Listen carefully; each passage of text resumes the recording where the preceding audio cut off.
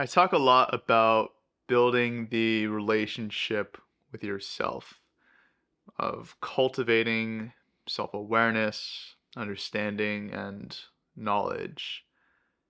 But just hearing those words, or I'm sure we've all heard those words before, it can be difficult to understand what that really entails, right? Like, what does it mean to have a strong relationship with myself? What does it mean to have greater self awareness, understanding, knowledge, whatever you want to call it? And I definitely wouldn't have understood either before I had started this journey I've been on the last couple of years. So I thought it would be helpful to take a pretty ordinary situation in normal circumstances, right? One that in the past I would have just chalked up as normal, as just who I am and how I would have acted in that situation. And it's one that maybe you can relate to as well. But to start, let's say you are crushing on someone, right? You have that person that you've been talking to, that you text, you hang out with, that you're interested in. And you send them a text. Maybe you're asking them to hang out, or you're asking how their day's going, whatever it may be, right? And they don't reply for a long time, whatever that means, right? They're not replying at the typical cadence that you're used to from them, that you sort of expect from them, right? And at a first glance, on the surface, seems totally normal, totally rational to be a little frustrated, a little upset, right? Because let's be real, everyone has their phones on them at all times, is checking their phones 24/7. So, how could they miss your text? How could they not see it? Or how could they see it and not reply? And that's just the first letter, right? You might stop there and be like, okay, like, I'm just frustrated, I'm just upset. Okay. Well, let's start to peel back the layers, right? Let's start to sort of see the different levels of awareness and understanding unfold. So, if we're feeling a little frustrated, a little upset, then that often gives way to anxiety, right? You start to think about the what ifs, right? Okay, like they saw my text, they didn't reply.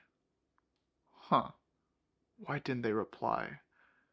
Well, maybe it's because they don't think I'm important enough for them to, take time out of their day to reply. Or maybe even if they didn't see it, they don't think of me as much as I think of them to, in the back of their minds, whenever they go about their day, keep an eye out for a text or whatnot from me. Huh. Well, what else, right? So in that case, I feel like I don't matter or I'm not important enough. Huh. Well, why does that bother me? Why does it bother me to not feel important, to not matter? Well, it seems normal for anyone to want to feel like they matter, to feel important, right? But it's touchy for me because when I reflect on my experience growing up, my relationship with my parents, I also felt like I didn't matter or I wasn't enough at times, right? Because similar to how this situation is unfolding now with this person that I'm crushing on, it's just like how it was in the past where my parents were hot and cold. They would show up when the good times were good, and sort of retreat when bad times were bad, or if I was just being me, if I wasn't performing or doing more, right? They only really showed up when I was getting good grades or getting those trophies, those accolades. That's what got me their attention, their love, their approval, made me feel wanted, made me feel like I mattered, made me feel like I was enough, right? The love was conditional. It was conditional upon me doing something because by virtue of just being myself, they didn't show up for me. And now this is happening again. Now this feels like the same situation unfolding again, where this person hasn't texted me back in who knows how long. It feels like they're starting to pull away from me again. It's starting to feel like my childhood where I felt like I wasn't enough. And I go into panic mode. I go into fight or flight. I start conjuring all these situations or hypotheticals in my head that only affirm that belief, that story, right? Oh gosh, they're not texting me back, excuse me, because oh my gosh, that last time I saw them, I said X instead of Y, or I did that instead of this. I could have done more. I could have been more, right? They're not texting me back because I'm not attractive enough, I'm not flirty enough, I'm not tall enough, I'm not confident enough, whatever, right? But if I was, then they would have responded. So it seems like once again, just like how it was in the past, I'm not enough. And that's the real kicker here, right?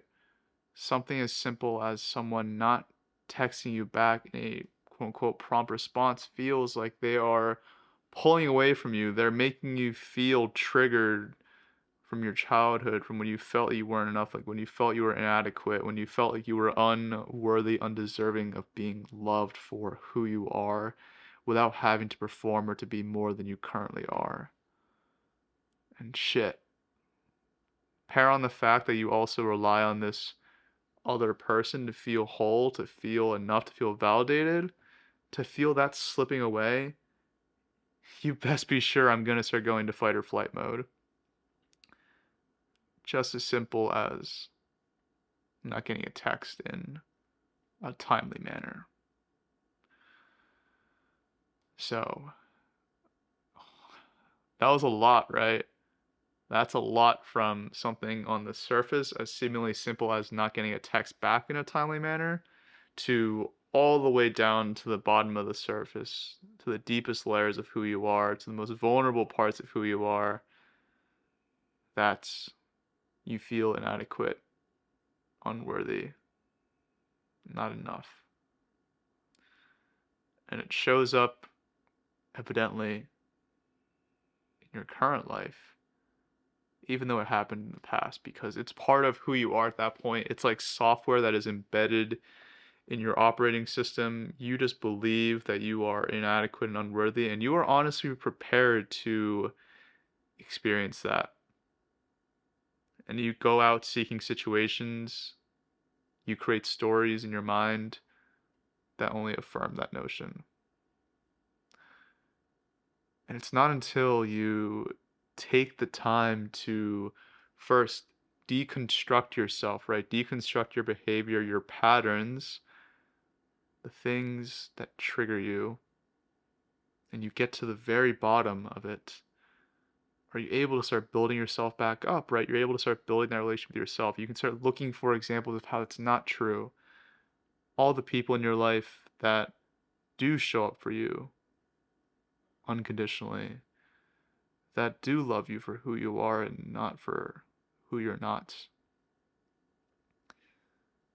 All the times that you show up for yourself, even when you don't realize it.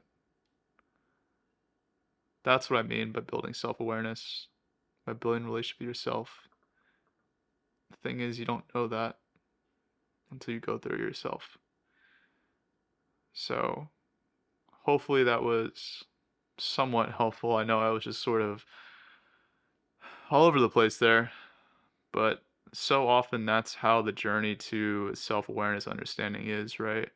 It's entirely uncertain. There is no right direction or wrong direction. There's only moving forward and showing up for yourself, not knowing what you'll find or uncover, but knowing that it's entirely necessary to live the life you want, to be who you want.